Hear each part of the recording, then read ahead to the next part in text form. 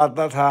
حضرت محمد صلی اللہ علیہ وسلم کو جنگ خندق کے موقع پر وہ گھوڑا دوڑاتا پھر رہا تھا اور کہتا تھا اگر محمد صلی اللہ علیہ وسلم مجھے مل جائے میں ان کو نعوذ باللہ قتل کر دوں۔ اور وہ ایسا جنگجو تھا کہ اتنی دور سے وہ گھوڑا دوڑاتا ہوا آیا اور آ کر اس نے اتنی اپنے گھوڑے کی تربیت کی ہوئی تھی کہ اس نے خندق پار کر لی۔ اور خندق جب پار کی تو نبی پاک صلی اللہ علیہ وسلم کے صحابہ پاس بیٹھے ہوئے ہیں اور حضرت محمد صلی اللہ علیہ وسلم نے فرمایا، اور وہ چیلنج کر رہا ہے آ کر، آؤ جی میرے ساتھ نکلو، میرے سامنے مقابلے میں اتارو کسی صحابی کو۔ تو حضور صلی اللہ علیہ وسلم نے فرمایا کون اس کے لیے تیار ہے؟ تو حضرت علی رضی اللہ عنہ کھڑے ہوئے، یا نبی اللہ میں تیار ہوں۔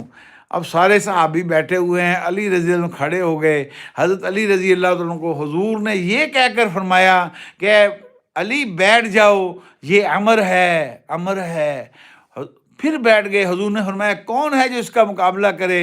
تو پھر علی رضی اللہ عنہ کھڑے ہوئے، یا رسول اللہ صلی اللہ علیہ وسلم آپ مجھے حکم دیجئے، میں تیار ہوں۔ آپ نے دوسری دفعہ بھی فرمایا اے علی بیٹھ جاؤ، یہ امر ہے۔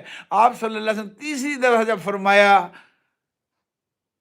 کہ کون اس کے لیے تیار ہے، تو پھر تیسری دفعہ بھی حضرت علی رضی اللہ عنہ کھڑے ہو گئے اور حضور صلی اللہ علیہ وسلم نے دعا دی، اپنی تلوار عطا فرمائی اور فرمایا اللہ سے دعا کی، اور علی رضی اللہ عنہ جب گئے تو وہ تو اپنی سواری کے اوپر تھا۔ حضرت علی رضی اللہ تعالیٰ عنہ نے جب اس نے جاتے ہی علی کے موڈے پر، رضی اللہ عنہ کے موڈے پر حملہ کیا، اور حضرت علی رضی اللہ عنہ کے اس کے جو گھوڑا تھا اس کے پاؤں پر حملہ کیا، وہ نیچے گرتے ہی حضرت علی رضی اللہ عنہ نے تلوار ایسی ماری ہے کہ یہاں سے چیرتی ہوئی سارا جسم دو ٹکڑے کر دیا، اور اتنی مٹی اٹھی، اس کے تڑپنے کی مٹی اٹھی، اس کے وہ سواری جو تھی تڑپنے کی مٹی اٹھی۔ اب یہ صحابہ کو پتہ نہیں چل رہا تھا ہوا کیا ہے۔ جب مٹی بیٹھی ہے تو حضرت علی رضی اللہ عنہ کے ہاتھ میں تلوار تھی جو خون سے آلودہ تھی، تو حضور اکرم صلی اللہ علیہ وسلم نے بھی نعرہ لگایا اور صحابہ اکرام نے بھی نعرہ لگایا، اللہ مجھے بھی اور آپ کو بھی وہ طاقتیں عطا فرمائے۔